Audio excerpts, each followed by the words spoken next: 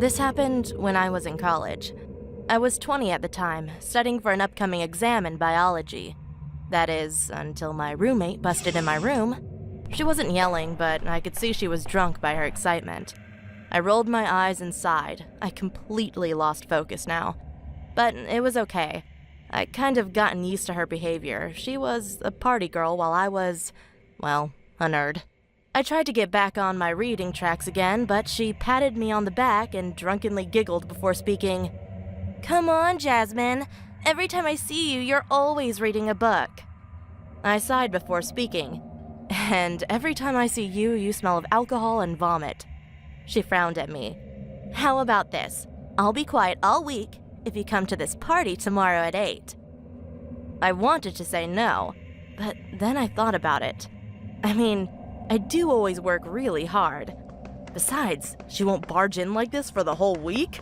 Sounds too good, I thought to myself, so I nodded and continued to read.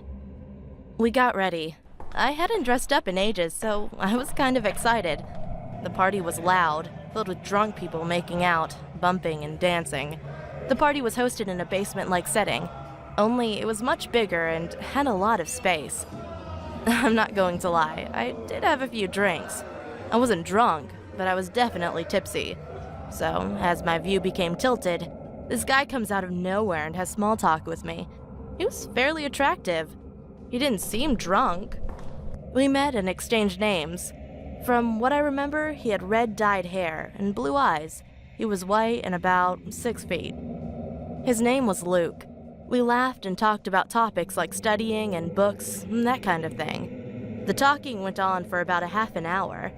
He then said, "Hey, I'm going to get another drink. Want anything?" And I said, "Why not? I mean, I'm having fun." So later on, he came back with drinks. And the next thing I remember, we were making out in the corner of the party room. It was so quick, and then he asked me, "Want to go back to my place?" Which I politely declined. I already know what he wants. Besides, I needed to be on campus in the morning. "Come on, I promise it will be fun." I remember that he kept on trying to get me to go, but he gave up after I made it clear I wasn't interested in going to his place. He rolled his eyes angrily and gave me a paper with a number on it. "Fine. If you change your mind, give me a call." He leaned close to me and whispered against my ear. Then he walked out, and the rest of the night was a complete blank. The next day, I woke up inside my college bedroom, on my bed, next to my roommate snoring on her bed as well. As I got up to shower, a paper fell out of my pocket. It was the number, which made me remember that guy. But I had more important things now. I showered then and went to study. I remember reading my book when all of a sudden I felt dizzy. Then I woke up in the bed with police officers and nurses talking next to me. Turns out I had this dangerous allergic reaction that could only be caused from saliva or any bodily fluids that had come from decaying or rotting flesh. Which to my surprise was weird. I hadn't been kissing anyone, let alone ate anything raw. Then I remembered the guy. I told the police about the guy at the party and gave them the number he gave me. A few weeks passed and my allergies went down so I could live my life normally. I just finished my test when my phone rang. I answered it and it was the police. Turns out the guy from the party had 2 dead, decaying women's bodies inside his apartment that he ate. They must have been there for months. My heart dropped. The thought that I made out with someone who ate human flesh, or even worse, was what if I had agreed to come to his place? I may have been one of those bodies.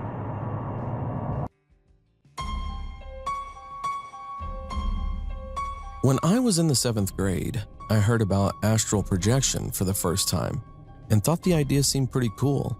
Who wouldn't want an out-of-body experience and travel around the world? Anyways, I've been attempting it for several months to no avail. I did doubt it wasn't real and eventually stopped attempting it. Then one day on January, I decided to hit the bed at around 7 p.m. to take a nap, and the next second I began to feel I was being pulled out of my body as a strong vibration feeling overcame me, similar to that body feeling you get from a strong nicotine rush. I then was floating in my room and felt a presence right behind me, but didn't think much of it. It wasn't a good presence, more of a demonic one. Despite there being my family in the home awake, I didn't see anyone there, and only the light that illuminated the stairway was on. Everything also had a blue tint to it, and I could see clearly in the dark. I had to swim through the air to be able to move and went through my door and swam my way downstairs. I decided to go up and through the ceiling and then through the roof and explore this new plane of existence. However, as I went through the ceiling, I saw this creature rushing towards the stairs, and it stopped as soon as I stopped moving to see it. I could only see the back of it from the right side of it since it was blocked by a wall, but it had yellow skin, pointy, elongated ears, a tail that's medium-sized, and it appeared to be as tall as I was at the time, 5'6". I stared at it for a few seconds, frozen in fear, and before I knew it, I was awake, back in my bed. I looked at my clock and several minutes had passed by. I don't know what to think of that, but it was an interesting experience.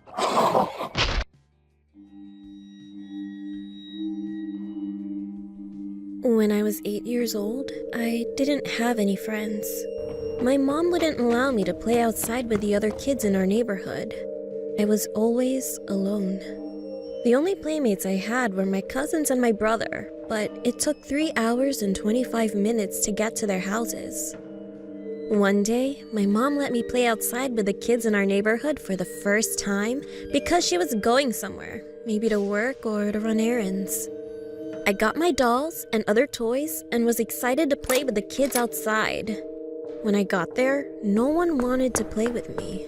The attempt was useless, but then someone approached me. He had puppy eyes and was cute. We quickly became playmates. Even though he was a boy, he would join me for tea parties with my dolls. He also invited me to play with him at his house. But I was confused because his house looked old and abandoned. Like it hadn't been cleaned up for almost 12 years. We decided to go play in his garden. When we got there, I puked. I didn't know why at the time, but for some reason, I was disgusted. He didn't offer me water or anything. He just looked at me grinning and said, "Next time, you're going to sleep here too." 2 weeks after that upsetting experience, I went looking for him. A paper airplane flew to me out of nowhere. I picked it up, and when I opened it, I was shocked, scared, and sad. It was a newspaper clipping. The boy that I played with went missing 9 years ago. I ran to my bedroom, and I saw a shadow through my window. I looked at it closely, and it was the boy.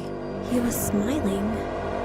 Today, I'm 19 years old, and I still remember that part of my childhood so clearly.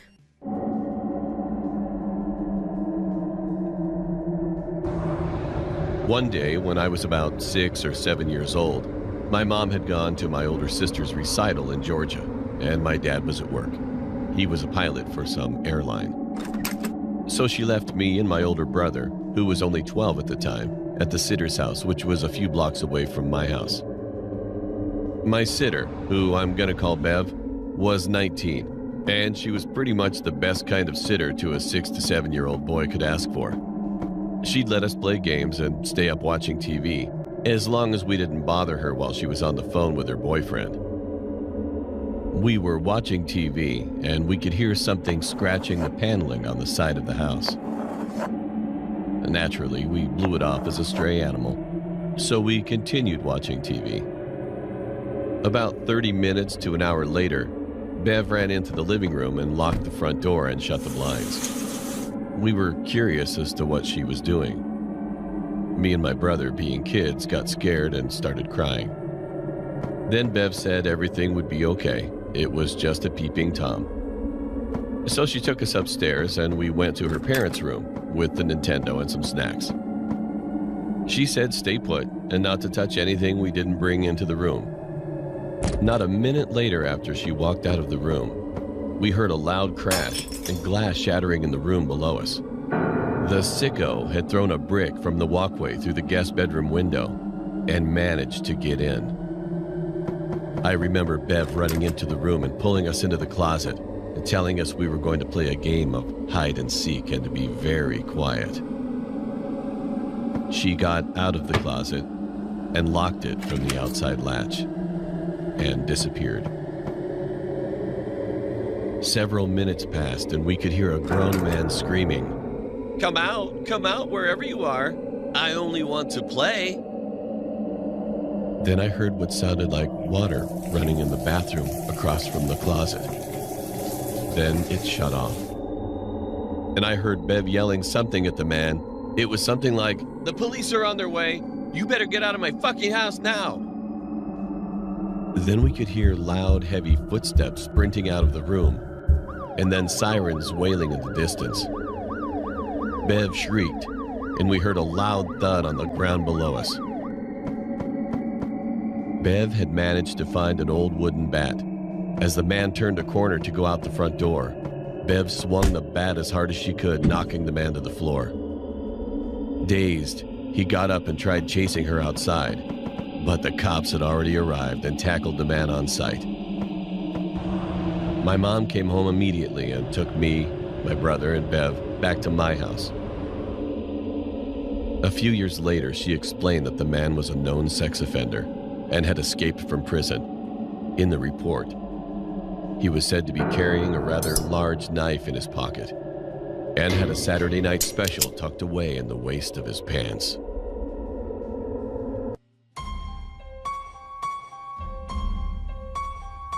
It happened last year, 2018, when I was still in my second year of high school. It was earlier March that I was in school. We were just playing some quiz game on my laptop. I connected it to the projector for all of them to see. But then suddenly the school's fire alarm went off. They said this isn't a drill, but rather a maniac just entered our school with a gun. So all of us closed the door and the window to our classroom and switched off the lights. It was all silent, like you could hear a pin drop to the floor. At first, I wasn't panicking that much, but it all started to happen when a gunshot was heard from the distance of our room. I can assume that he already knows that we're here. We are the closest room from the entry hall. Every single one of my classmates was crying. I'm the tallest and the oldest student of them all. I'm 16 and some of them are 15 and 14 and another one is 12. So I thought, I'm the oldest. I should protect them. And I was like that. So then I grabbed the fire extinguisher in our room, because every single room in my school has a fire blanket and a fire extinguisher, just in case of a fire. I had a stupid plan inside my head that I'll spray him with the fire extinguisher. So then I opened our room door, and I came across it. He was a middle-aged man wearing a white tank and black slacks. He was holding a .44 Magnum caliber revolver. At first, we were having a quick draw match, like that. He grabbed his gun first and pulls the trigger. I can feel my heart beating fast, and just then he aimed the gun at me, but it didn't shoot at all. He forgot to cock his gun, so then it's my chance to hit him with the fire extinguisher and knock him out. After that, the police arrived and every student was reunited with their family. And still, I'm wondering, what could have happened if he didn't forget to cock his gun and shoot me first?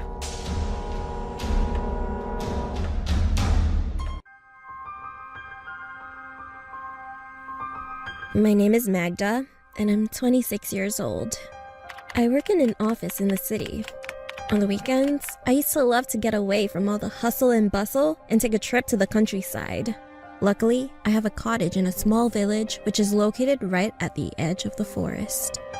How I used to love to get out of the city and spend the weekend in my little cottage. Why did I stop? Well, I'll tell you. After a hard week at work, I needed to rest, so I decided to get out of town. I went home, packed my bags, threw them in the trunk, and drove off.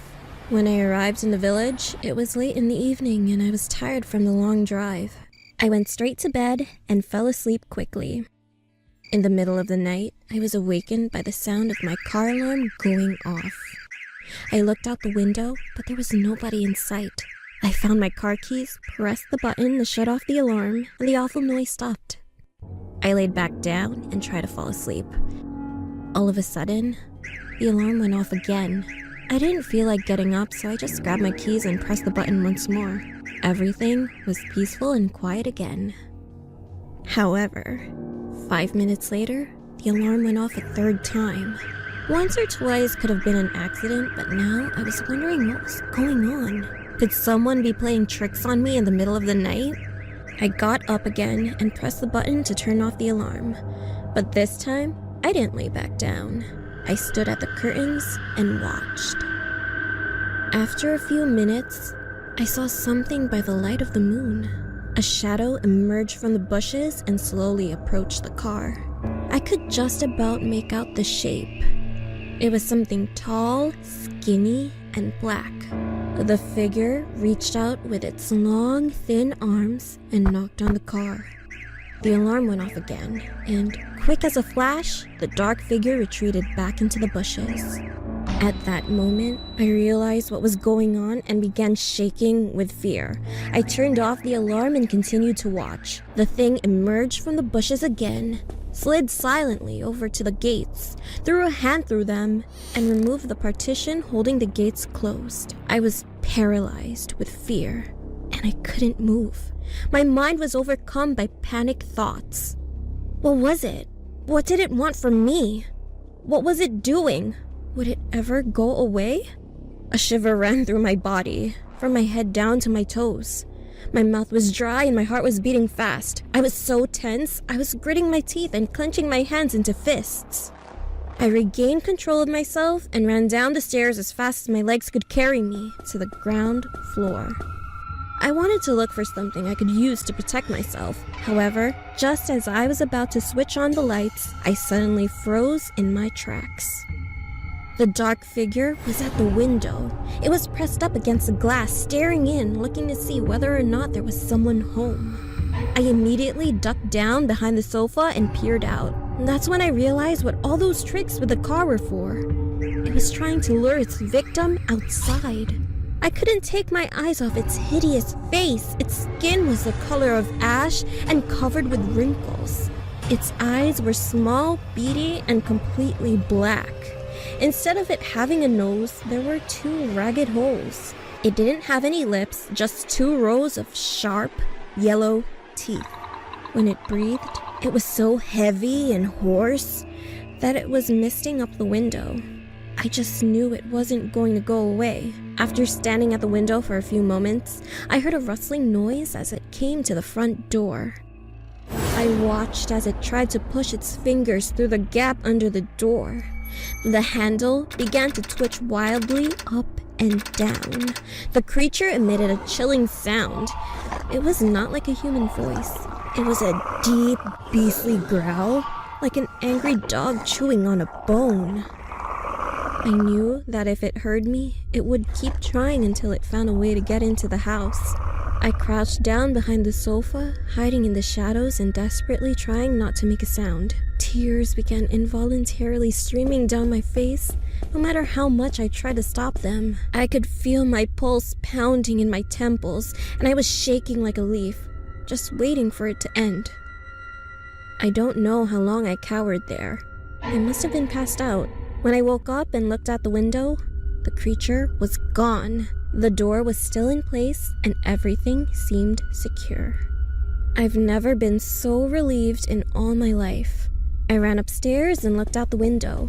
It was light outside, and there was no sign of anything wrong. Taking a chance, I grabbed my keys, and without stopping to collect any of my things, I ran out to the car. I jumped in, locked the doors, and drove away from the village as fast as I could. I didn't stop driving until I got back to the city. When I got back to my apartment, I turned on the radio and heard a news report.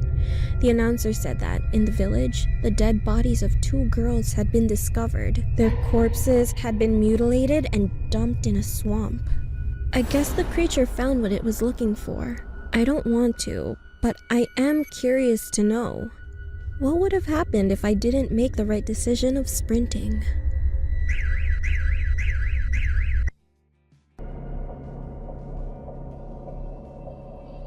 Years ago, when I was in the 5th grade, my friends and I were walking home from school when we noticed some of the other kids laughing very loudly at something. and running away like they were disgusted. We looked back, and they were laughing at this woman who was walking behind us.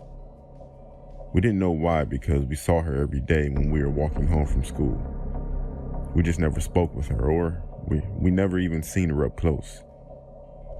We moved closer to see what was so funny, and we definitely noticed what the other kids were making ruckus about.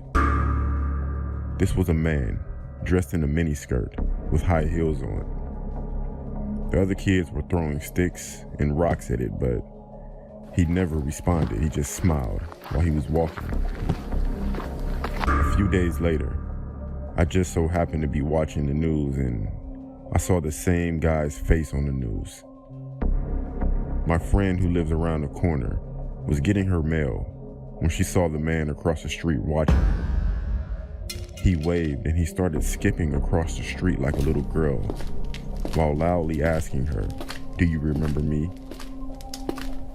She was one of the kids that threw rocks at him.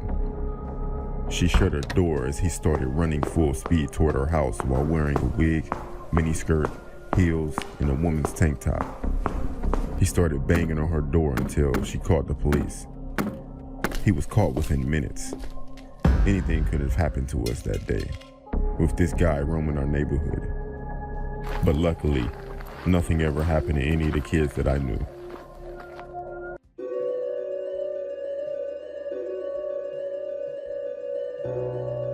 This story happened when I was 18 years old and a senior in high school.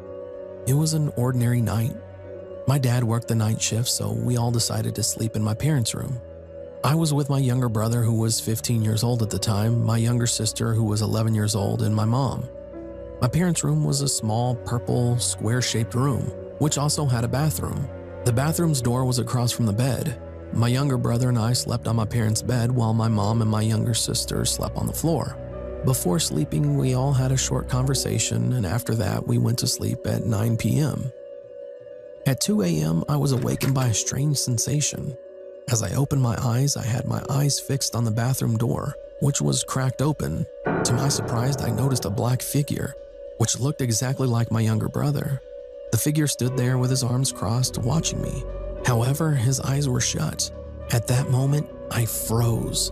I couldn't move from the bed, and I was scared that if he opened his eyes, he would have red or bloodshot eyes. I decided to quietly turn my head to the other side of the bed to see if it was indeed my brother. My heart sunk to my stomach when I realized that my brother was sleeping right next to me.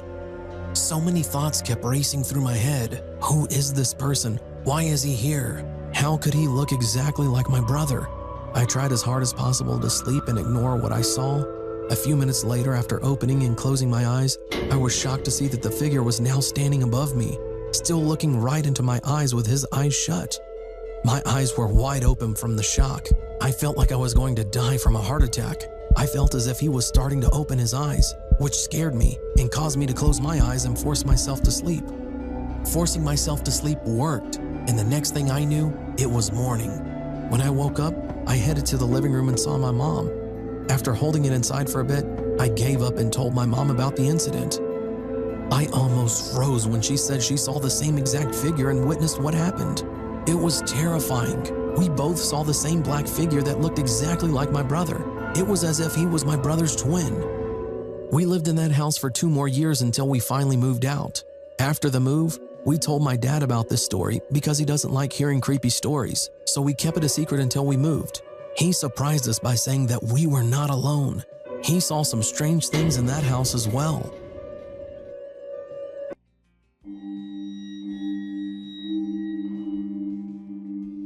When you think of Counter-Strike Global Offensive, the last thing you'd think of was a horror story. But yet, here I am. It was the summer of 2014 and I was bored and home alone, so naturally I hopped on CSGO. I went to Dust Online to play some casual. It wasn't a very busy lobby, there was about 5 people on each side.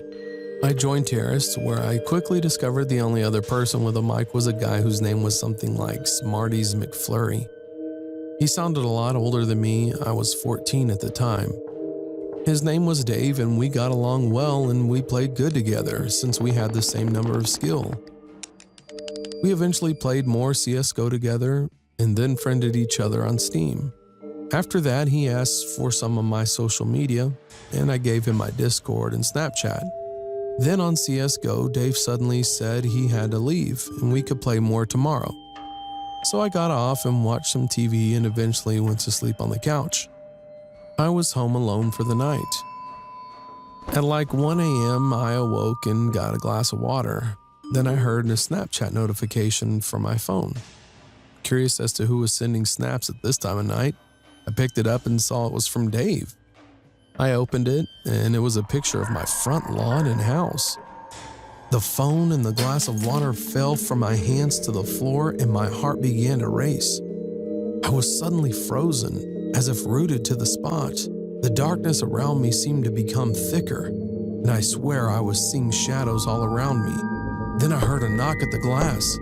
I turned to the back window, and there he was, the Dave guy, who looked a lot older and creepier than me. Without thinking, I ran to the back door, locked it. I also locked the front door. I could hear him calling to me through the window. Then I proceeded to run to the only windowless room, the bathroom. I stayed in there for about an hour, shaking and fearing the worst. I dreaded hearing the sound of Dave calling me again, a knock at the door, or even footsteps outside. I don't know how long it was before I fell asleep. The next morning, my parents arrived home, and I hesitated to tell them about my experience. I knew they would drop shit on me, but it wasn't just that. I was questioning whether or not I was dreaming when the Dave guy appeared at my house. I knew I had not been dreaming playing CSGO with him though. However, when I checked my phone, it was like he didn't exist. He was not on my friends list in CSGO, his Steam account was gone, his Discord was gone, and even his Snapchat was gone, all deleted. To this day, I still question my sanity about whether or not this Dave guy who I played CSGO with really existed. I know for sure we had chatted on the game, on Discord and on Snapchat, but had he really come to my house? And why were all of his online accounts deleted? I really don't know.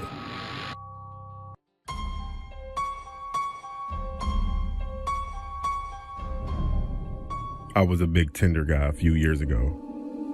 Everywhere I went, I would update my location and then update, my body count. Then I quit doing Tinder and stuck with Instagram. I know they're completely different, and IG has a bunch of fake accounts. So I saw this girl commenting on all of my friends' pictures. Then she commented on mine. I also saw my friends replying, so I figured she was a real person because I looked on her page and she had way more followers than people she was following. So I DM'd her. I definitely thought she wasn't going to reply, but she did within an hour. We talked for maybe 2 or 3 weeks and we made it official. She was pretty, had a degree, and a good job, as she said. I felt she was out of my league and too perfect. Every day she posted new photos, and I told my friends about her and they seemed pretty jealous, except for my friend Ryan. He said I was stupid because I never spoke with her, and I only messaged her. She invited me over because she said she can cook. Ryan told me to don't go. The rest of my friends said don't have any kids, and they would laugh. So I went over there, but not without Ryan calling me a clown first. The GPS said she lived about an hour away. When I first started to talk to her, she told me that she lived in a nice neighborhood. But when I got there were people everywhere and the neighborhood was not that nice. When I stopped at the stop sign at the corner, people walked up to my windows and asked me what do I need. But I pulled off really fast and got to the house. It was a duplex, so I messaged her and she said to come up the stairs. It was about 9 at night and people were everywhere just standing around. I knocked on the door and I was definitely excited. The door opened and to my surprise, it was a bald-headed white guy with a patchy beard, tattoos everywhere including his head with a tank top on. I asked was Lisa home and he said, yeah, come in. When I walked in, I was immediately hit with a musty smell mixed with cheese. He told me to sit down, and he sat down across from me on the couch. He said she'll be out soon. He asked me did I want something to drink, and I said, yeah, sure. When I got up, I texted her, can she come out, please? She immediately said yes. The man came back in with 2 cups of juice, one for him and one for myself. Then I noticed that he put a phone down on the table next to him. So I acted like I sneezed and got some on my arm. Then I asked for a tissue. He went to get some tissue and he left his phone like I thought he would.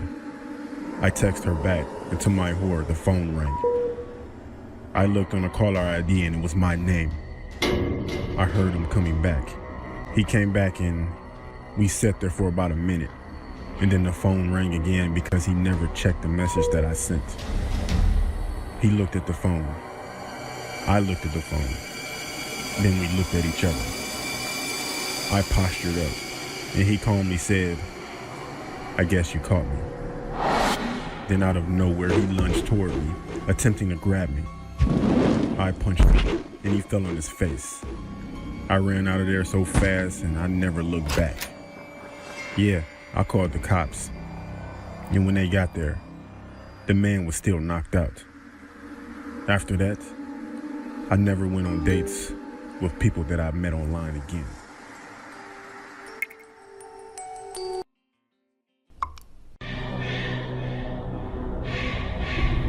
This story is totally true. It happened to me when I was about 4 years old. My dad used to really like going on vacation with me and my family. One time, we went to what I think was Big Bear, but I'm not sure. Anyways, we rented a cabin. I don't remember much, but I remember the inside of the cabin was beautiful. The furniture was all colorful and decorated in Christmas colors, but it was around Christmas time. It was very roomy, and it was 2 floors and had its own den, kitchen, and bedroom. We arrived during the day, and everything seemed normal. When night came, however, we started hearing noises. It sounded like someone was shaking the front doorknob trying to get in. I was the first to notice, and I told my mom. But she didn't believe me. Then she saw it too. For a couple of minutes, the front doorknob just kept shaking by itself, and we were too afraid to go look out the door. Then we heard another noise. It sounded like steel hitting steel. Then it stopped. My dad was afraid someone was trying to break in, so we packed up all of our things so we can leave. But before we did, my dad called the police and asked them to come search the premises. We exited out the back door because the noises were coming from the front. Our car was down the hill from the back of the cabin. I fell asleep in the car and woke up the next morning in a small rinky-dink motel room that was nothing as roomy and beautiful as the cabin. I was so bummed, but I was quickly relieved we had left because later that day, we found out who was making those noises. The police had arrived there and searched the outside and found nothing. Then they went inside and found a man that had 2 hooks instead of hands. He had been twisting the doorknob with his hook. Then he clashed his hooks together, and that's what we heard was it still on steel. We found out that about 5 minutes after we left the cabin, he successfully broke in and started searching for us. The police found bodies stashed in the upstairs closet. When we were on our way home from the motel, we stopped at a gas station near the cabin where the madman had tried to break in. My mom knew it was a bad idea, but my dad told her to relax. The cops took care of that guy. He's nowhere near us. We all went into the little shop to buy some candy and snacks. We were quite surprised when we came out of the shop and headed back to our car. There was a note on the hood that read, "There's more of us. See you soon." It's safe to say that we never went back to that cabin again.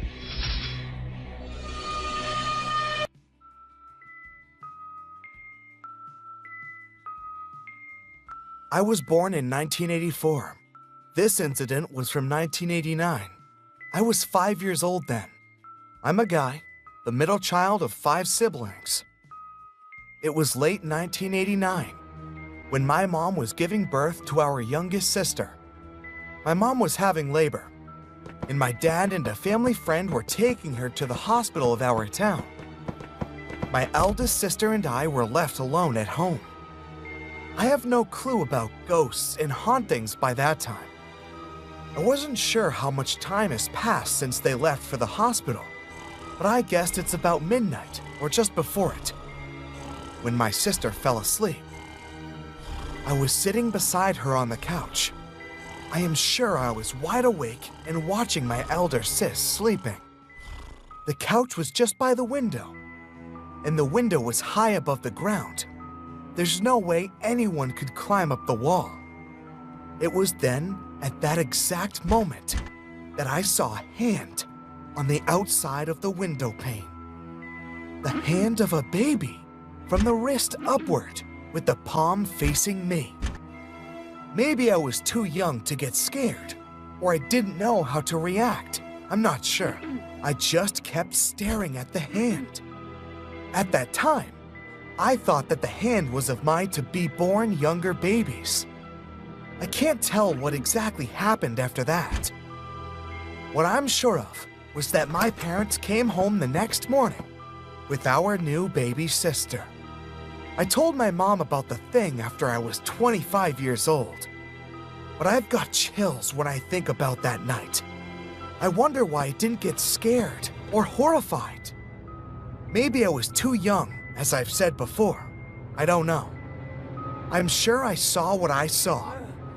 If that night was not then, but one of these nights, I'd be screaming my lungs out or froze to death.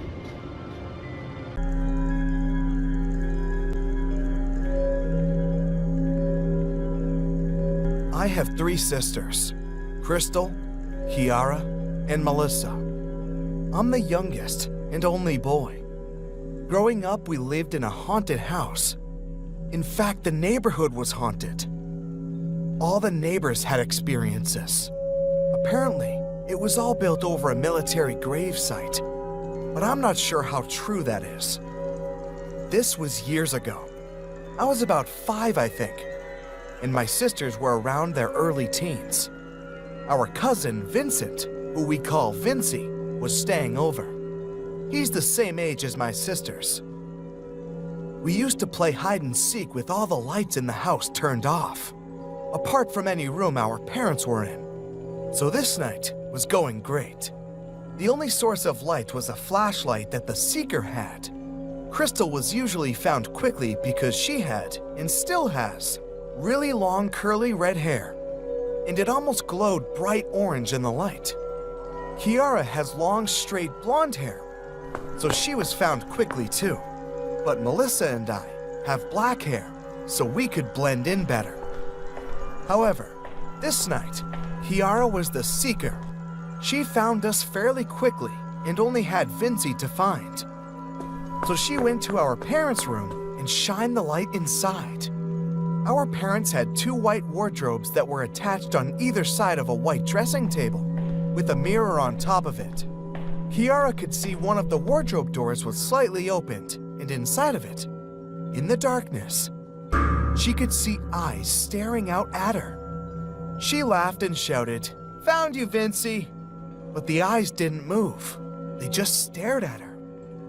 "I see you, Vincy," she laughed again. Suddenly, on the opposite side of the room, the curtains of the window flew open, and Vincy jumped from the window ledge laughing. Kiara looked at him in confusion.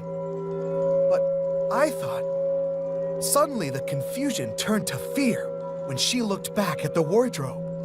The eyes were still there, wide and staring at Vincy, but then slowly looked back in her direction. Kiara screamed and quickly turned on the room light, and they could both now see that the wardrobe was empty. Nobody hiding, no pets, no boxes, nothing. Hide and seek in the dark soon became a memory after that.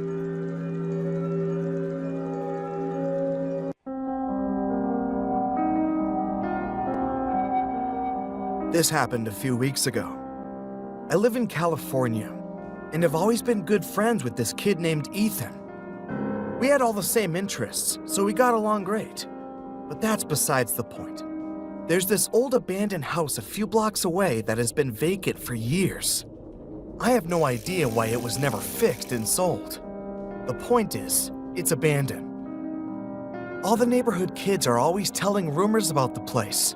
And to be honest with you, I never thought they could be true. The house was creepy as fuck though. So one night, while Ethan was staying at my house for the night, we decided to sneak out at like 1 a.m. to explore the place. We brought along our phones for flashlights and to record. So we rode our bikes down the block and found the house. It was 2 stories high and made of brick, with broken windows and an overgrown lawn. Basically all the natural traits of an abandoned house. Ethan and I hid our bikes in a bush and went around the backside. Oddly enough, the back door was unlocked. One of the rumors is that local homeless people, drug addicts, and gang members all hang out here. So the fact that someone seemed to have been here kind of freaked us out. Inside, it smelled like shit. It was so dark that if it weren't for our flashlights, we definitely wouldn't have been able to see anything. We walked through what appeared to be a kitchen, around through a living room, into a foyer. Just as we were about to go upstairs, there was a sudden, loud thump. Ethan and I both jumped and stood frozen. Dude, I think someone's up there, I whispered to Ethan. Yeah, no kidding, he said back. Let's check it out. Dude, are you fucking crazy? I said. But Ethan either didn't hear or ignored me, as he was already halfway up the stairs. As much as I did not want to go up there, I decided to anyways because there was no way in hell I was staying down in the dark alone. We got upstairs and heard an identical thump down the hall. Holding up my phone to continue recording, I reluctantly followed Ethan down there. We approached the doorway and glanced through to see someone standing by the window. It was so dark, all we could make out was a brown sweater he was wearing. We knew he had to know we were here, because we had already shown the flashlight on him. Ethan began to cautiously walk towards the guy. I stood back by the doorway. Ethan walked up to the guy, strained his body to look at his face, and screamed. He shoved the guy, who fell to the floor, stiff like a statue, and grabbed my shirt collar as he tugged me away from there. I dropped my phone as we nearly trampled each other running down the stairs and out the back door. We got on our bikes and pedaled fast as possible back home. Apparently, when Ethan had walked up to the stiff man, he realized that the man was some sort of taxidermied human, with black sockets where his eyes had been taken out.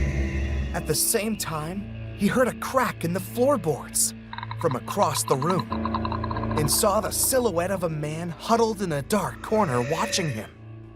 We had the nerve to go back to the house a few days later to try and find my phone, but it was gone, as the taxidermied human and whoever was in that house. We didn't dare report it to the police for fear of getting busted for breaking and entering and sneaking out at night. I know, I guess that sounds stupid now. Ethan and I are still great friends in high school, and this memory is still one we will never forget for as long as we live.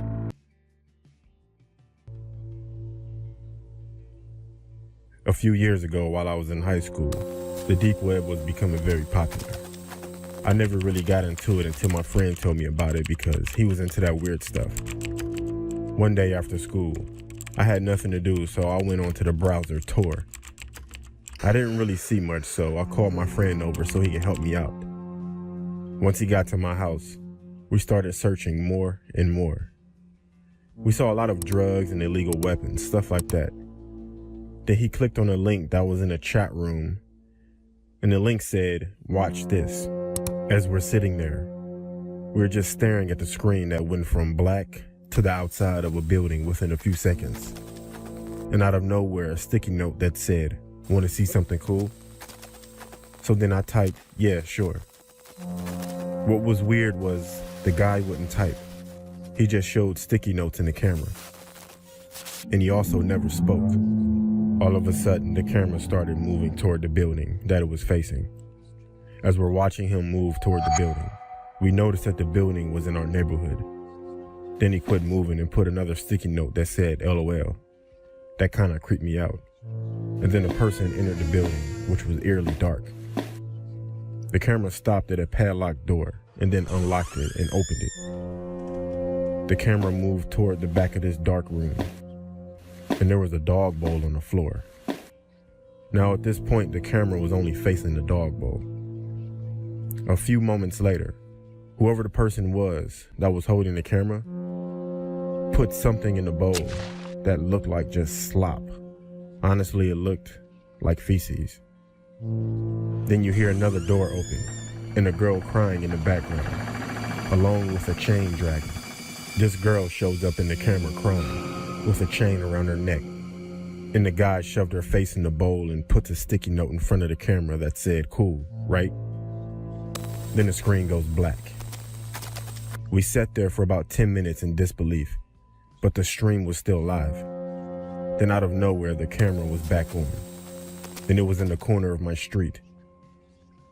Then another sticky note that said 545 East 99th Street off of St. Clair. That was my address. Then another sticky note that said open the door. We sat there confused, then out of nowhere, a knock at the door. I grabbed my phone, jumped up, and we both ran to the back door. Then we heard a knock at that door right before I grabbed the handle.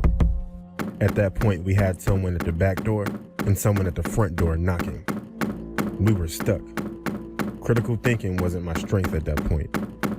We ran upstairs, called the cops, and locked ourselves in my room. The cops showed up, but no one was outside.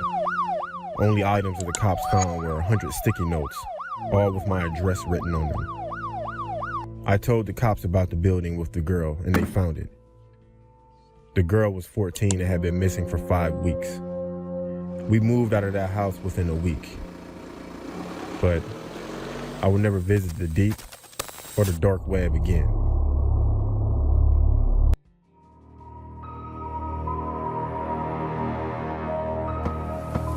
One day, when I was in the 6th grade, on a rainy day, I was walking home. On my walk, which is about a mile or so long, I had to walk through a cemetery. Not a stereotypical, shabby, haunted one, but one that had many people walking through and was usually full of maintenance employees. I remember walking by a group of them sitting on benches on a break. I thought nothing of it, as he stood up and started walking at a fair distance. After a bit, I looked back at him and he looked down quickly. He was in the same baby blue uniform as the others and had a gray beard, but I made out a name tag, Frank P. As the other workers faded from sight, he was still behind me. I began to worry. A moment later, he called out, "It's wet, huh?" in a friendly voice. I chuckled politely and agreed. My worries increased a second later when I walked out and he was still behind me. I was close to my house now and it started to pour. My house in sight, I started jogging to get there. I glanced back and I saw the man, visibly angry, start running. As my house got closer, I began to sprint. I didn't look back as I slung the key out of my backpack and opened the door. I looked behind me. I saw the man in the middle of the street. I walked over to the phone and dialed 911. Before I called, I looked out the window. He was gone. I told my mom what happened when she got home. She didn't believe me. That night, I couldn't sleep. There was lightning outside, and I could see occasional shadows from the flashes through my window in my living room. I lay watching the flashes when I saw a strange outline. I looked closer and saw an outline of a man. I stood up and walked out of my room.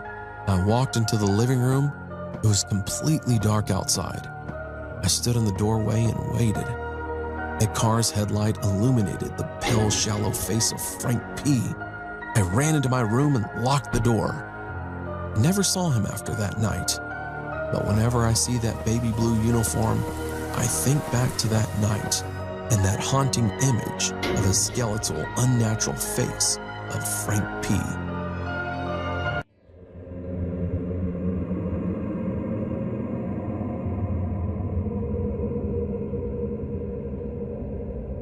This is a true horrifying incident that happened to me when I was very young. The year was 2007, and I was an 8-year-old girl studying at a primary school.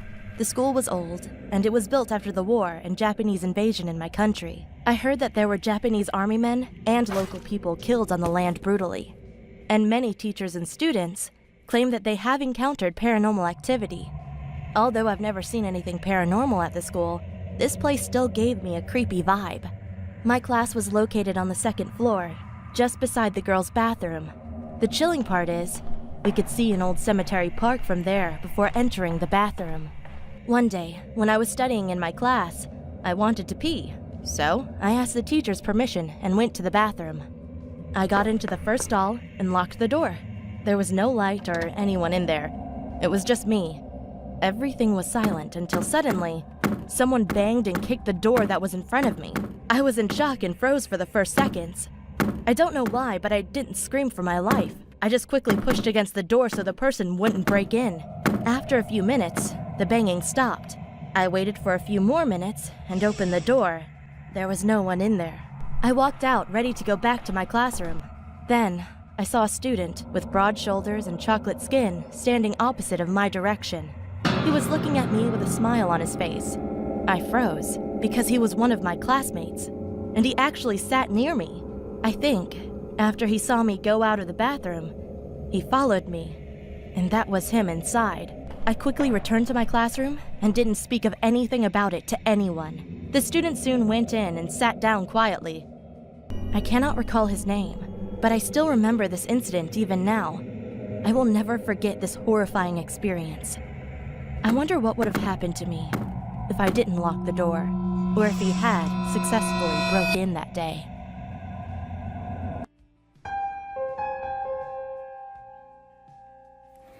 This happened a few months ago when my family and I were driving back from my aunt's house in Carmel. The sun was slowly starting to set as we continued driving. As my mom started to get tired of driving, my dad spotted a nice-looking hotel that was pushed back in the forest. My mom pulled over and we walked towards the hotel. The place seemed nice, but I had a bad feeling about the hotel. My dad asked the lady at the front desk if there were any spare rooms that we could stay in for the night. The lady surprisingly said yes, but that our shower was broken and that unfortunately they wouldn't be able to fix it. But she said we could use the community showers on the 2nd floor. We took the elevator up to our room and set down our things. I decided before I went to bed that I would use the community showers. As I walked to the showers, I realized that they were much different than normal showers. To start off, there was a door connecting the boys' community showers to the girls' community showers. Secondly, instead of shower curtains, they had glass doors. So much for privacy. As I looked around, I realized the showers were completely empty. I thought to myself, if I took a quick shower, then I wouldn't have to worry about anyone walking in. I hopped in and washed myself. As time went on, the glass started to get very foggy and I couldn't see anything outside. I heard the door that connected the boys' showers to the girls' showers open. Why the hell would a boy want to come in here? Since I couldn't see anything, I decided to wipe my hand on the glass to get rid of the fog. As I did that, I saw a homeless man in his mid-40s with greasy hair, with his face directly on the glass looking at me with a smirk. As I looked down, I saw he was holding a large kitchen knife. I screamed and I opened the glass door as fast as I could, knocking the guy to the ground. I quickly grabbed a towel and ran out. I ran to our room and told my parents what happened. They immediately called the police and they arrived and searched the showers. They found him knocked out in the same position I had knocked him out in. Apparently, he was a registered sex offender and even went as far as to raping a girl my age. They arrested him and I'm not sure what they did after that. This story still terrifies me to this day, and I never went back to the hotel in fear that I might see him again.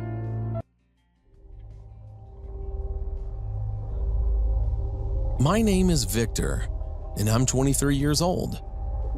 I have a story that happened to me when I was 17 years old. I work as a carpenter at a local building company, and this happened at the period when I was a trainee for the same company. We were renovating a very old apartment building from around the 1960s that was going to be school classrooms for a school that had bought the building. As many carpenters, we were working on Friday, which basically means that we started earlier the rest of the week so we could go home early on Fridays, which means it was a lot of very early mornings. So one day, I was on my way to work at about 4:30 in the morning and was walking the usual way to my bus. It was about 1 kilometer. It was through the block I was living on and then through a small path in the forest, about 200 meters. By this time in the morning, it was still pitch black because it was winter and I live in Sweden, so the path through the forest was like a black hole. So I grabbed my phone and put the flashlight on, an old iPhone 4S by the way, and began walking the small path. About halfway on the path, I heard a crackling noise from my right and flashed my light in the direction and saw nothing. I just figured it was an animal or something. At the end of the path, I heard the crackling noise again, but this time it was much closer. I had always been a little paranoid in the dark, but was trying to get over it. But I began walking a little faster anyway, keeping an eye behind me the whole time. When I arrived at the bus station, I sat down, waiting for the bus, and was saying to myself that I was a coward for being so paranoid about a small sound I heard. I could see the forest I walked through from the bus station because it was only about 50 meters from the station. And when I looked at the path, I saw a man standing behind a tree right under a street light about 10 meters to the right of the path, and he was clearly watching me. He was wearing black pants and an old light blue, almost pastel-colored jacket, like it was from the 80s. I felt a bit sick when I realized he was watching me, even though it was only for about 20 seconds before I saw the bus arriving from around the corner.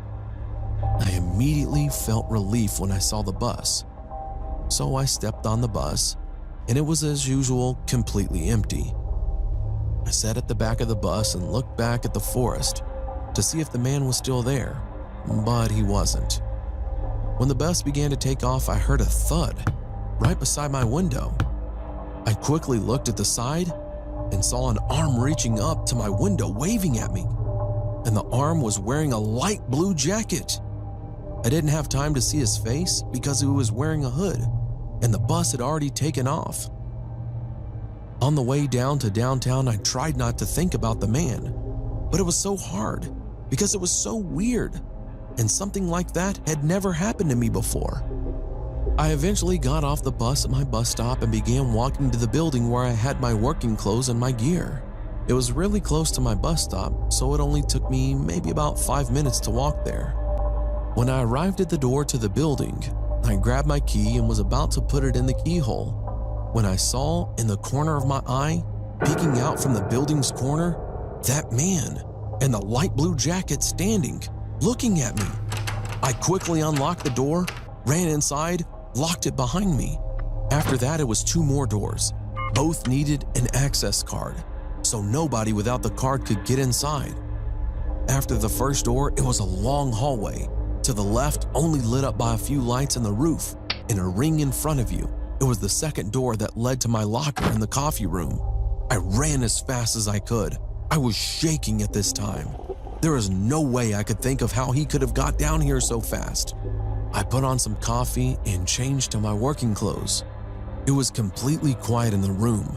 It felt like hours before my coworkers showed up.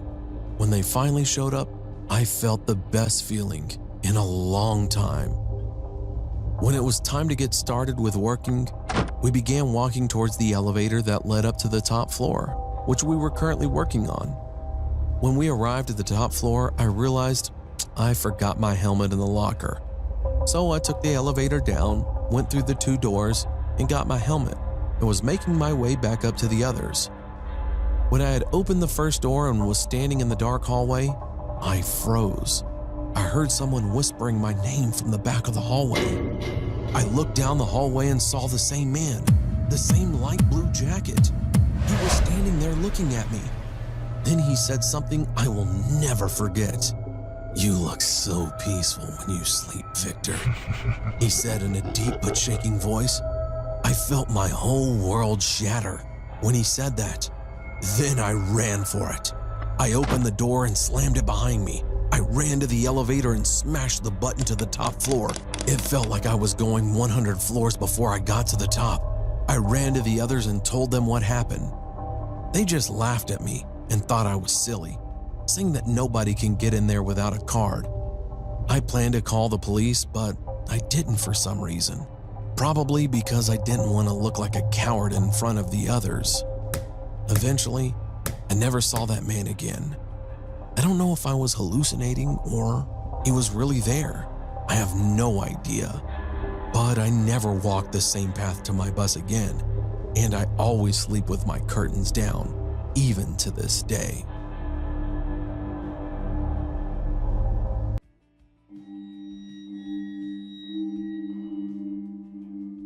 I was 10 years old, and I was home alone.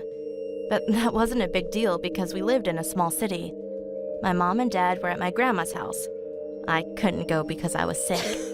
It was around 9 p.m. when I was about to go to sleep. My room was really small, and it only had one window facing my bed. That window to me was kind of scary, because when you're a little kid, your imagination can sometimes go wild. At that time, it wasn't my imagination though. Like I said, I was about to go to bed when I heard a loud scream coming from outside. It was really scary, but I tried to be quiet so I could listen to what was going on outside. Nothing was happening though. It was really quiet, like nothing had happened at all. Quieter than normal, actually. Some time had passed, and everything seemed okay, so I just laid down and tried to sleep. 1 hour later, I heard that loud scream again, but this time, it seemed to be closer. I froze. I was so freaked out I couldn't even move. 30 minutes later, again, the same scream. At that point, I was about to cry. I don't know why, but that scream wasn't just a scream. It was at this high pitch, and it was just so creepy. Finally, 15 minutes later, I saw something at that window. It was a really skinny woman, and she seemed so happy for some reason. She was smiling, and her smile was so big and creepy. When I saw her, I started crying, and she started screaming again. I was horrified. She was just looking at me, smiling and screaming for the whole night. The next morning, my parents came back home, and I told them everything. They called the police, and the police found out that my window, that was facing my bed, was broken.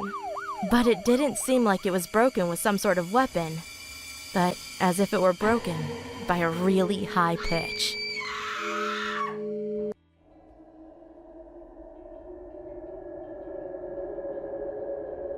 I was 10 at the time this happened.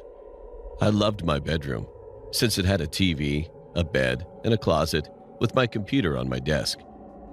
One night when I was sleeping, I heard a noise coming from my closet, which kind of woke me up. I didn't mind it at all because I was still trying to fall back asleep to go to school tomorrow. 3 hours later, after I woke up and ate breakfast, I was getting ready to pack my bag, which was in my bedroom, for school. When I got in my room and packed my bag, I looked at the window and saw some tall black figure with a hoodie outside of my bedroom window. My heart dropped. And when I said, "Who in the world is that?" the figure ran away. I didn't see the figure's face since he was wearing a black hoodie, and it was a little dark outside since it was 5 a.m. in the morning. After I came back from school, I was on my phone researching for my school project. Suddenly, I heard a loud tap on the window. It was that figure again, and this time I saw his face. He was a man in his late 40s. He had wrinkly skin and had black hair. He smiled at me, and said, "Hey, want some candy? Come outside of your house and I'll give you some." He laughed and waited for me to come outside. He ran to the front door and made a mistake by standing there because my dad was going to go to work, and he opened the front door and yelled at him to get the hell off his property or he'll call the police. I rushed to my dad and told him he'd been outside of my bedroom window stalking me. He was about to call the police when he realized he didn't want me to get scared that I was going to get kidnapped or something. So he said he would install security cameras. The only reason why I didn't scream when he was outside of my bedroom window is because that I thought it was one of my friends trying to study with me. But I thought to myself, why the hell would any of my friends want to study at 5 a.m. in the morning? And none of my friends were really that tall. That night, I heard someone laughing in my closet. I didn't open my eyes, but I was scared to death, since I heard that he was scratching the bedroom closet with something that sounded kind of like a knife. I waited a minute or two until I built up my courage to make a run for it and screamed for my life while I ran to my parents' bedroom and locked the door. I explained to them what happened, and there was someone in my closet. My mom called 911, and the guy was saying stuff like, "Come out, and I won't make your parents watch as I stab you." And that was the thing that made me so scared, because my brain was alerting me that he did have a knife. Seconds later, we heard sirens, and me and my parents heard the police bust the door yelling, "Police, drop your weapon and put your hands up." Me and my parents were relieved that he was gone. I was very lucky that my closet was far away from my bed. It turned out that the guy was a crazy mental guy who escaped from his mental hospital by stabbing the security guards and breaking out. From now on, my parents have set up security cameras in each and every room and also outside. Who knows what would have happened to me if I didn't hear him laughing in my closet? Would I have been stabbed to death? Or what if he was hiding under my bed?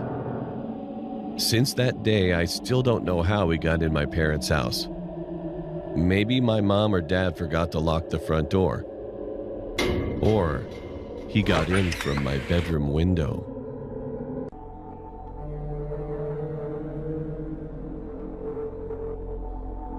When I was 19 years old in 1985 on New Year's Eve, a bunch of my friends and I went to a rooftop bar of a hotel.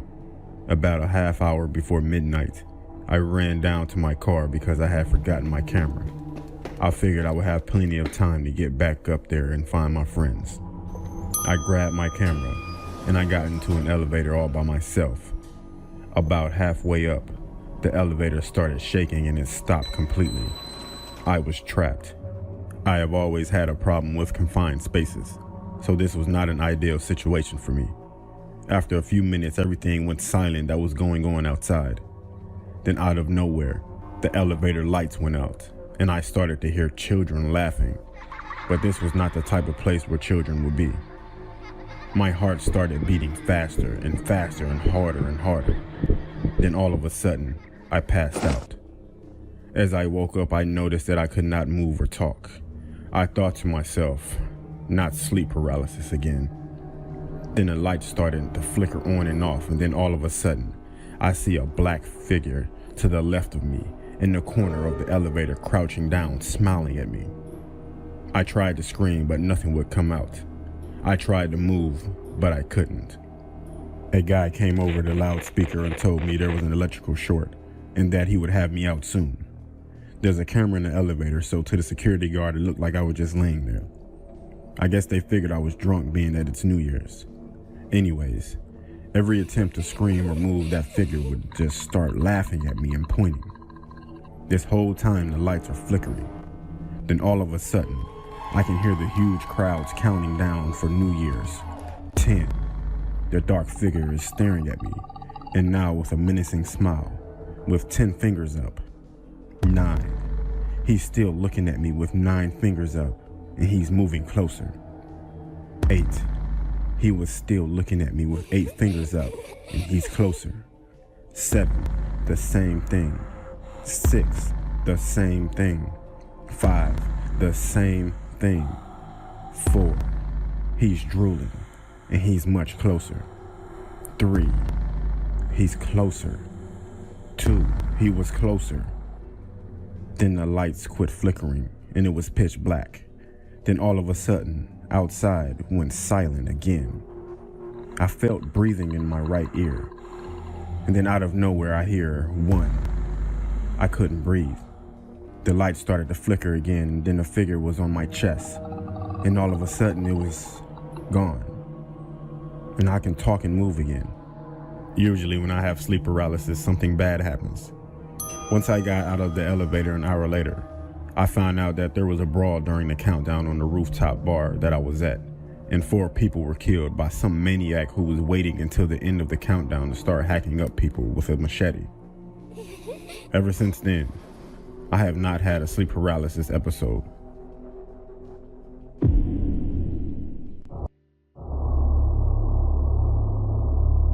My name is Yusuf. I'm 21 years old.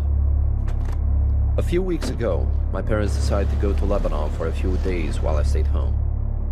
I was happy to have a few days to myself, so I decided to drive to the lake which my family went camping at when I was small.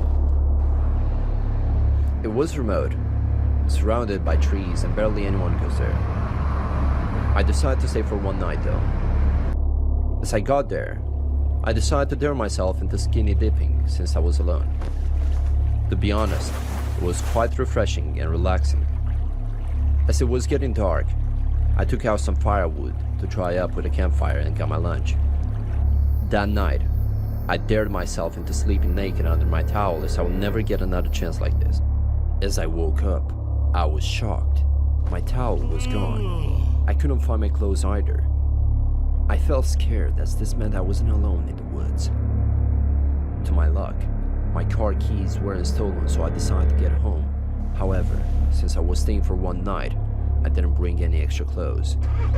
Due to my condition, I had to drive on those barely used roads to avoid any exposure to the public. It was a bumpy ride, but it was worth it.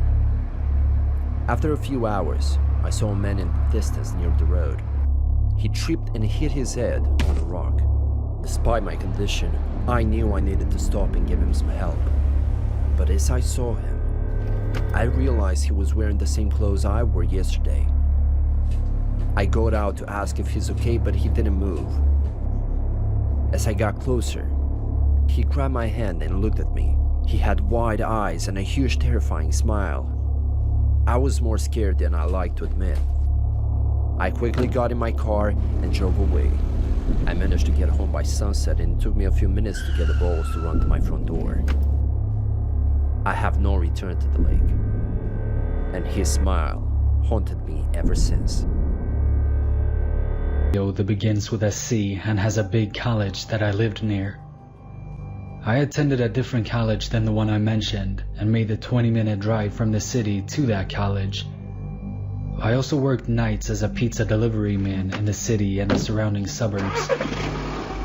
One night, I had an order in the town where my college is located, which is a smaller suburban city northwest of my home city. Now, this call occurred during what my coworkers and I refer to as the dead hour, which is just before the shop closed at 1 in the morning. I begrudgingly took the pizzas, got in the car, and plugged the address into the GPS. I noticed that the house was located off on a back road in what looked like a sparsely populated area. Not thinking much of this, I drove up Route 315 to I-270 East and exited. After passing through downtown, the cemetery, and the college, I drove through some subdevelopments and then onto a smaller road where the house was located. The GPS notified me that I had arrived to my destination, but to my surprise, the house was boarded up. I noticed that there was a small shed in the back of the house that had a small window. There was a flickering light in the window. At this point, almost every red flag had gone off in my head, but I knew my hard-ass boss would be pissed if I wimped out on this delivery, so I proceeded towards the shed. As I got closer to the shed, I heard a rustling in the bushes next to the driveway. Then I heard a man whisper, "Here they come, Billy. 45, 45. At that point, a man jumped out of the bushes and 2 other men jumped out of the shed. They were carrying knives and were wearing these long robes and white masks. I made it back to the car just in time, but one of the assailants managed to slip my arm. As I escaped, I could see the assailant standing in the middle of the road looking pissed. I probably drove 90 miles per hour on the way back. When I got to the shop, everyone looked shocked. After explaining everything to them, we contacted the police and dispatched a few officers to the house. When they got there, the assailants were gone. They found some drug paraphernalia in the shed, and some ropes and some weird torture equipment.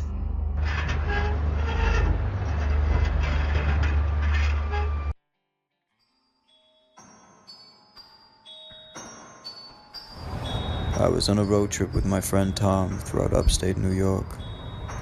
On our second night of driving, we were taking some peaceful back road through the woods because we were tired of the noisy highway. So as we were driving down this narrow, dilapidated road, Tom suddenly really needed to use the bathroom. I asked him if he could hold it, but he said that if he held it any longer, his bladder would explode. So I just sighed and tried to find like a gas station or something. There was nothing to be seen though, so I was thinking about pulling over and letting him piss in the woods, but finally I saw lights cutting through the darkness up ahead. It was a 7-Eleven, thank God. Before I'd even parked the car, Tom flew out the door and raced inside.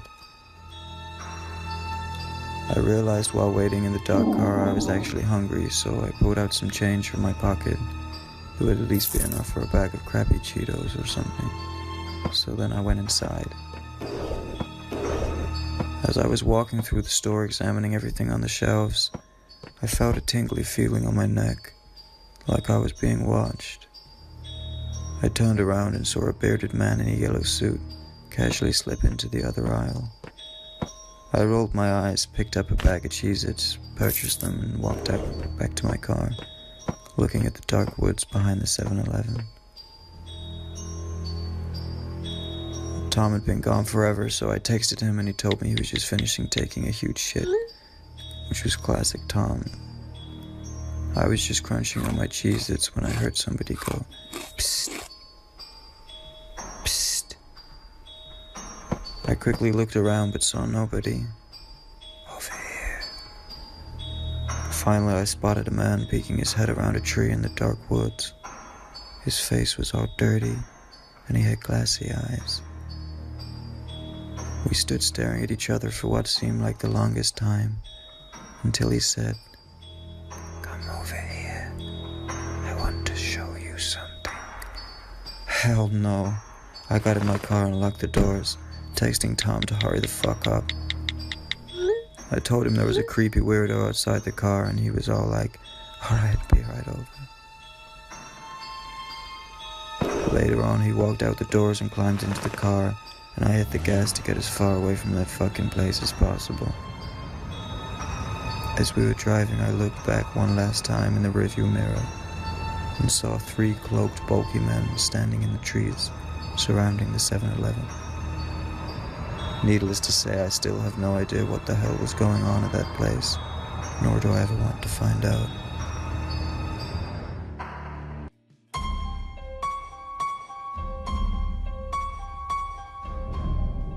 It was around 5:30 p.m.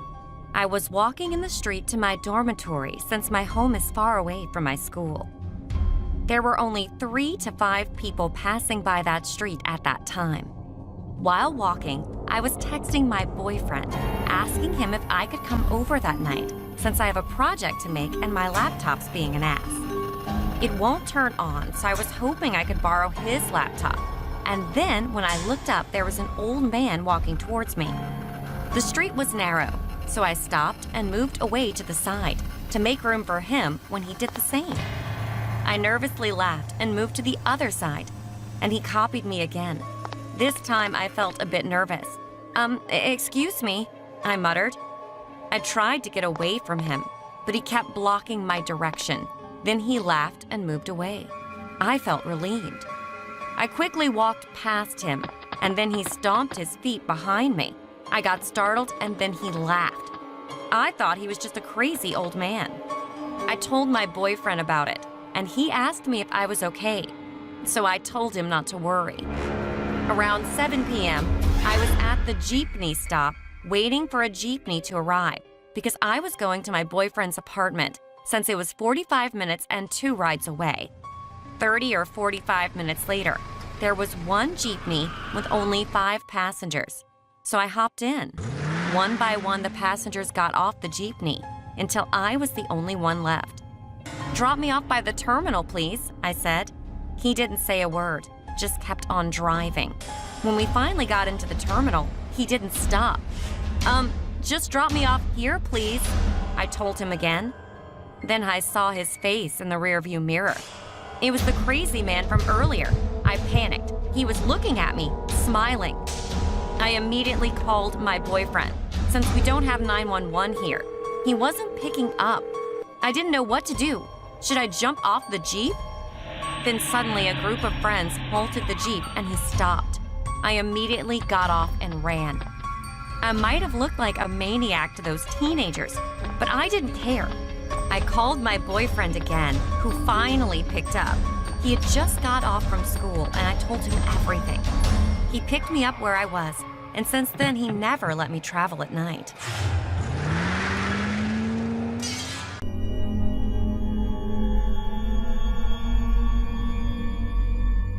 When I was 18, I only just recently got out of a relationship with a significant other, and I wanted to see other people. I took up online dating on this app that I don't want to name. I never told my parents about my previous relationship, or the guys that I talked to online, so they know nothing about this story. But I still need to tell them one day. Anyway, within a short period of time, I received lots of messages from guys. Most of them were perverts, or just didn't catch my attention, until a cute guy messaged me. I forgot his name, so we'll just call him Justin. Justin was around 23 years old at the time. When he messaged me, he told me how attractive I was and showered me with affection and romantic text messages. I was naive at the time, so I was awed and blushed when he told me all that. We started to get to know each other. He was living in Canada, and I was a Polish girl living in the United States. We had a few hobbies in common, and we both went to college. I was studying to be a police officer to get an associate's degree, and he was going to university to get a bachelor's degree. Then, eventually, his messages started to make me uncomfortable. He said that he preferred white girls over Asian girls, and that he always wanted to have sex with a white girl. He asked me if I was still a virgin, and even though I felt uncomfortable, I said yes. He started talking to me sexually, and I didn't like it, but I complied. Then he asked me if I could visit him sometime in Canada, even though I just met him a couple days ago. Living with my parents in a strict Polish household, I told him that I couldn't because of that. He then argued that I was an adult and I could make my own decisions, which was true, but as a Polish person, you still have to listen to your parents even though you're an adult. Of course, I did tell him that I lived in the United States, but I didn't tell him exactly where I live. He then asked me if I lived in XYZ town in XYZ state. I was shocked when he asked this because I never told him exactly where I lived, and on my profile, I did not give out my location, so I have no idea how he found out about that. I lied to him and said that I didn't, but he said I was lying, and I confessed. Then he asked me for my address, but I refused to give it to him. He got angry and said that everyone gave their address out, which of course I knew wasn't true. I then blocked him, but the story doesn't end there. A few weeks later, I heard that in my neighborhood, there was a break-in. 2 men broke into a house, but they didn't steal anything. Instead, they might have been looking for someone. My heart jumped when I heard this. Justin was looking for me. A couple houses later, and they gave up. I waited a while later, and I have not heard about anything like this again. I dread to think what might have happened. if Justin found the right house in my neighborhood and kidnapped me.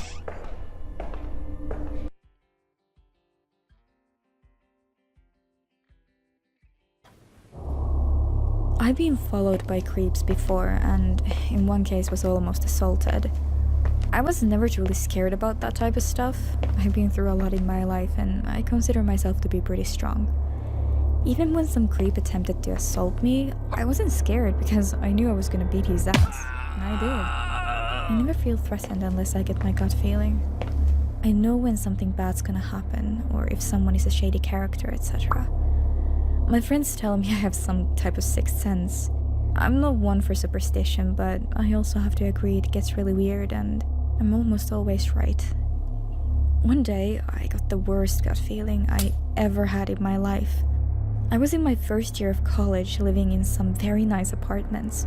I loved living there. It was a Friday, and I needed to head to the bank before it closed because I forgot to cash in my check beforehand. I left my house, locked the door, and started heading towards my car. Right as I left the hallway of my apartment complex and started walking, a beat-up rusty truck pulled up as if on cue.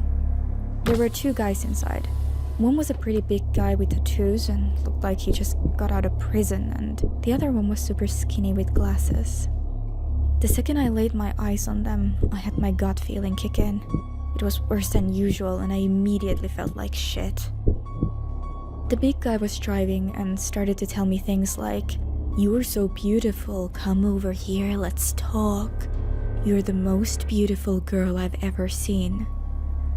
I didn't want to walk to my car because I didn't want them to know what car I drive, and I didn't want to walk back to my house because I lived on the first floor, which is easier to break into, and if they didn't know already where I lived, I wanted to keep them from finding out. So I started walking to the front office of the apartment complex, which was a little far away.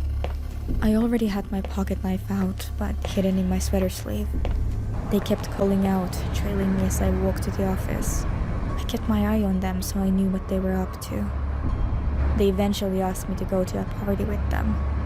The big guy said, "We're having a party at 2 a.m. at a friend's house who lives here. Wanna come? We can all hang out beforehand and get to know each other before we go." It was around 3:30 p.m. at the time, just for your information. I ignored them and told them, "No, stop bothering me." They kept trying to persuade me by saying nice things and stuff, and eventually they both said, "If you come with us, we'll give you a free pair of shoes." The skinny guy then leans back and starts digging around the back seat. I stopped to look because I wanted to make sure he wasn't gonna grab a gun or duct tape or some shit like that. I was a good few feet away from the truck and took a running position just in case. He pulls out a dark blue suitcase from the back seat and opens it. Inside there are maybe 100 different pairs of shoes. The sizing ranged from a small pink Dora the Explorer shoe to an adult-sized woman's stilettos. That's the moment where my gut feeling went into a frenzy. My knees became so weak I threw up on the spot. I've never felt so sick and felt so disgusted in my entire life. I felt pure evil. I screamed no, and they became extremely angry and began to get out of the car. I booked it. In the street, my neighbor's little kids were playing outside. I snatched them up and ran all the way to the front office. No way I was gonna leave these little kids behind with some fucking freaks. The minute we got there, I told the front office, and they called the cops. And I called the kid's mother. I told them that her kids were with me and not to leave the house in case they were still out there. I didn't want them to find out where she lived either. After that, for the next few days, I was terrified to leave my house. So terrified I had my friend come and stay with me for about a week. On the fourth day, we were getting ready to leave to go get food. And while I was locking the door, my friend said, "That's a shitty looking truck." I turned around, and it was those guys in the truck right in front of my house. We ran back inside. Apparently they had been stalking out my place for a while. They were never caught, and I never saw them again after the apartments cracked down on security. I learned about serial killers in school and found out some take trophies of their victims. I always thought back and wondered, what if all those shoes were trophies? Needless to say, I no longer live there.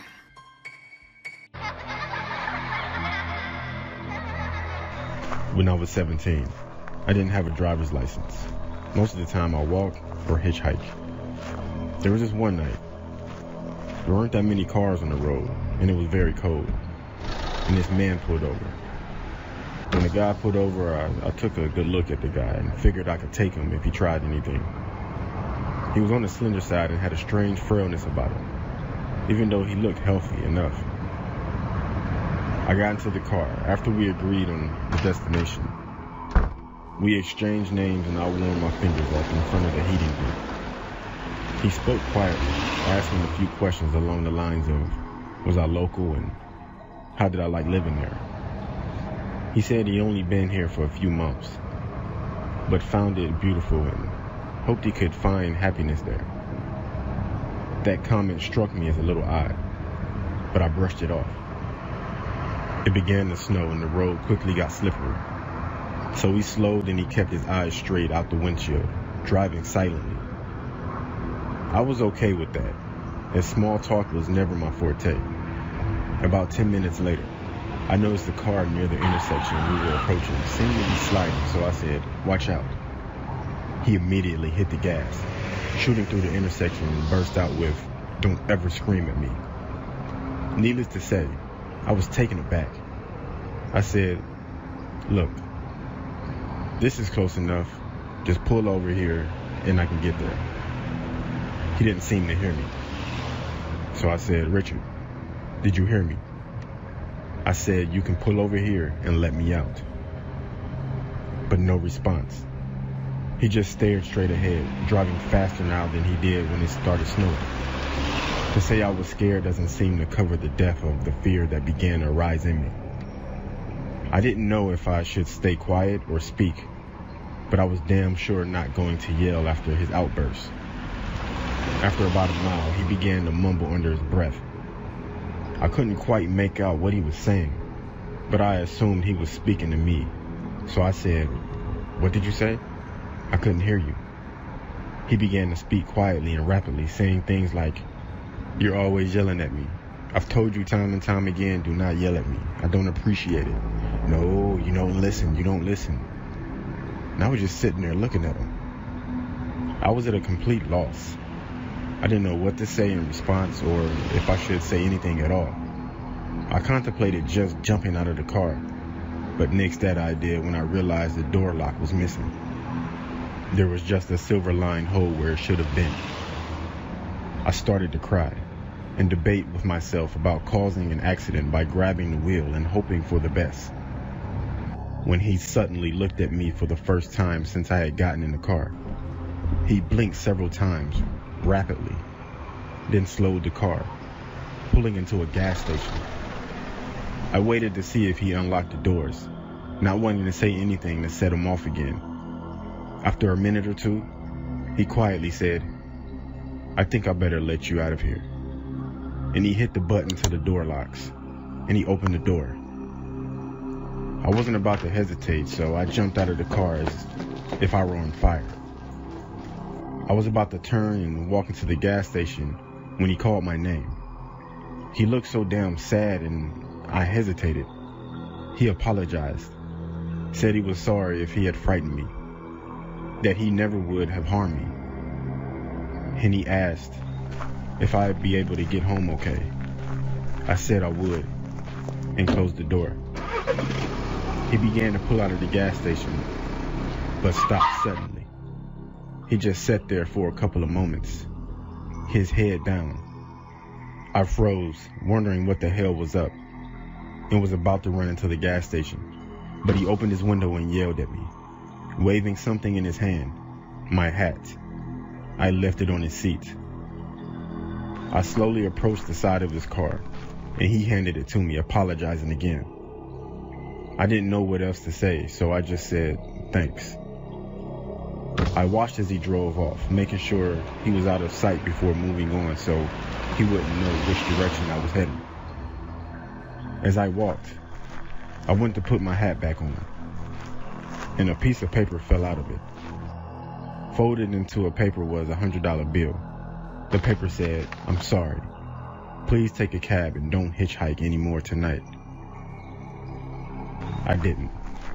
In fact, it was the last time I ever hitchhiked in my life. Will never, ever do that again.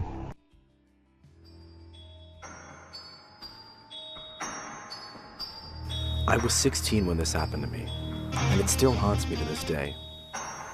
My older brother's friend gave me work of house sitting his rather large house for 2 days, with the pay rate being $100 a night. For the sake of privacy reasons, let's call my brother's friend Nick. $200 was a lot for such a simple task as house sitting, and since I recently sold my PlayStation 3 to save up for a PlayStation 4, the job came as godsend. At around 6 p.m., Nick picked me up and drove me to his house, as it was getting dark out. Once we got there, he told me about the security cameras he had installed in and out of his home. But I didn't have any intentions of staring at any security monitor all night, as I had brought my laptop to pass the time. After some time had passed, I felt hungry and decided to grab something from the fridge. But as I got up to make my way down, I saw movement out of the corner of my eye from the monitor. I sat back down, closing my laptop and taking a closer look, noticing the movement coming from camera 4. Upon closer inspection, I noticed that it was a silhouette of what appeared to be a man standing outside the house. Within seconds of glancing away from the monitor, the man was gone. At that very moment, I heard glass shatter somewhere downstairs, causing me to immediately look at the cameras, noticing him crawling in through the basement window at an alarming rate. I started to panic, watching him climb the basement stairs with a knife clenched in his hand. I quickly locked the door to my room and dialed 911, explaining everything. I watched the monitor, terrified to see the man on the same floor as mine, desperately opening and closing the doors, looking for anyone to cross his path. I pressed my ear against the door, straining to hear his now slowed footsteps approach my door as he attempted to open it. Realizing I was in there, he began to shout and pound on the door aggressively, frightening me to the very core. As I sat there shaking, I heard sirens in the distance, steadily getting louder and louder. My fear quickly disappeared as I heard the man run towards the stairs, attempting to escape his fate, when I heard the front door slam open, accompanied by somebody yelling, "Police, put your hands in the air." Moments later, I walked downstairs and saw the intruder in a pair of handcuffs being escorted to the police cruiser. I thanked one of the officers and called Nick, explaining everything to him. After about 20 minutes, he picked me up and took me home. But I got no sleep that night. All I could think of was how lucky I was to be alive. And if the cops hadn't shown up when they did, I wouldn't be here to tell this story.